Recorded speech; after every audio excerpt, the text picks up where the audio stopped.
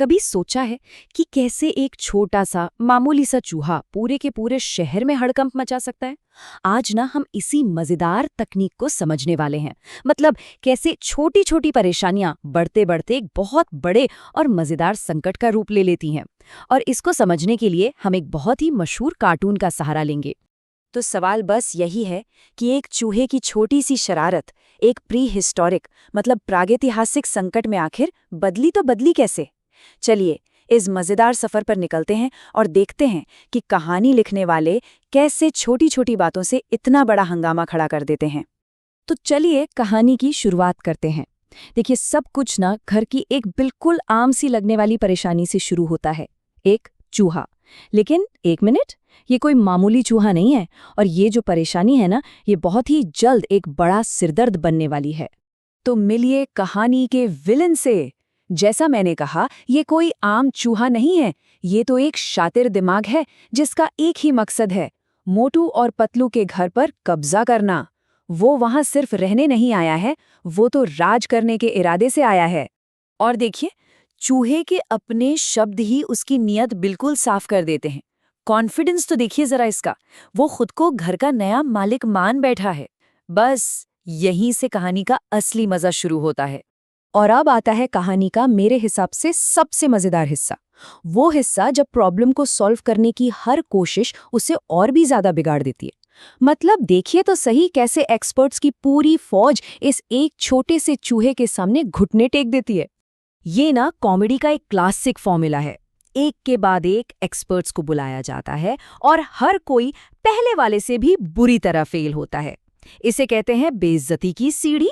मतलब एक ऐसी सीढ़ी जहां हर अगला कदम आपको और नीचे ले जाता है। और फिर जब शहर का सबसे ताकतवर आदमी बॉक्सर भी हार मान लेता है, तो बस अंदाजा लगा लीजिए कि वो चूहा कितना खतरनाक होगा। ये वो पल है कहानी का जो दिखाता है कि हालात कितने बेबस हो चुके हैं। अच्छा, कॉमेडी का एक और नियम है, जब भी लगे कि सॉल्यूशन मिल गया है तो समझ जाइए कि एक और बड़ी समस्या बस आने ही वाली है। और यहाँ भी बिल्कुल ऐसा ही होता है। तो होता ये है कि डॉक्टर झटका की रोबोटिक बिल्ली चूहे को भगा देती है, सब कुछ ठीक हो जाता है, मामला शांत। लेकिन क्या सच में? क्या कहानी इतनी आसानी से खत्म हो सकती है? अरे बिल्कुल नहीं, असली हंगामा तो अब शुरू होने वाला है। और यहीं पर कहानी एक शानदार मोड़ लेती है। देखिए, अब प्रॉब्लम एक शातिर चूहा नहीं है, बल्कि एक ऐसी अनजानी आफत है जो पूरे शहर को खतरे में डाल देती है।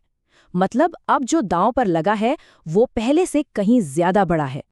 अब कहानी में एंट्री होती है एक ऐसे नए किरदार की जो सच कहूं तो विलन है ही नहीं, लेकिन उससे जो तबाही होती है वो किसी भी विलन से कहीं कहीं ज्यादा बड़ी है। मिलिए अप्पू से। आइसलैंड से आया एक बेबी मैमथ। बेचारे को बहुत तेज जुकाम है, और प्रॉब्लम ये है कि उसकी एक जोरदार छींक किसी को भी किसी भी चीज को फौरन बर्फ में जमा सकती है। सोचिए, एक छोटी सी बीमारी अब पूरे शहर के लिए एक बहुत बड़ा खतरा बन गई है।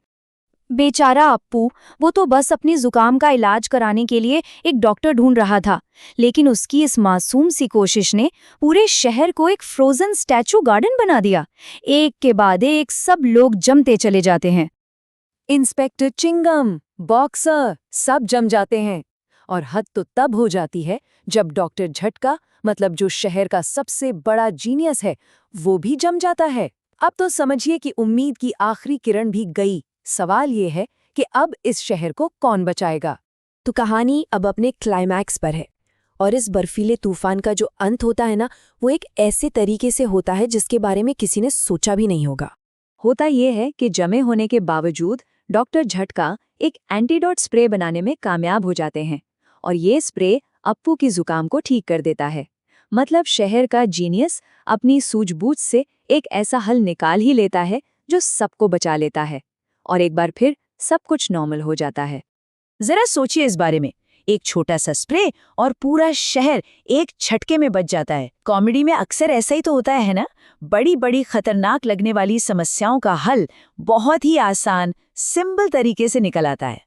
तो अप्पू ठीक हो गया, शहर पिघल गया, और सब कुछ पहले जैसा नॉर्मल हो गया। कहानी खत्म, लगभग, क्योंकि ये शांति ज्यादा देर टिकने वाली नहीं है। पुरानी दुश्मनी फिर से शुरू। तो आखिर में सवाल यही रह जाता है, ऐसी लगातार हंगामे वाली दुनिया में शांति सच में कब तक टिक सकती है? शायद कॉमेडी में तो कभी नहीं।